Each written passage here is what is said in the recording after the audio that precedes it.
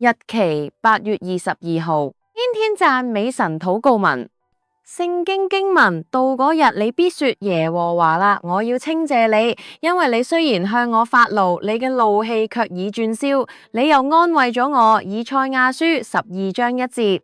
哈利路亞，讚美主，因你係喜愛公平嘅主上帝，我所跟隨嘅主，你係我嘅拯救，我要依靠你，並唔懼怕，因為你係我嘅力量，係我嘅詩歌，喺患難時都成咗我嘅拯救。我必從你救恩嘅泉源得滋潤，並讚美稱謝你嘅名，將你所行嘅傳揚喺萬民中。你係我所讚美嘅，我要向你唱歌，因你所行嘅甚係美好。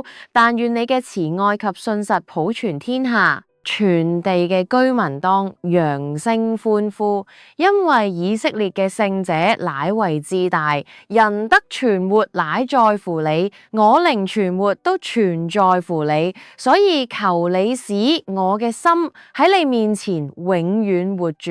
你係救我脫離死亡嘅，你因愛我嘅靈魂，便救我脫離敗壞嘅坑，因為你將我一切嘅罪掟喺你嘅背後，所以我要一生一世喺你嘅殿中唱詩歌頌讚你，直到永永遠遠。感謝主，奉主耶穌基督嘅名禱告，Amen。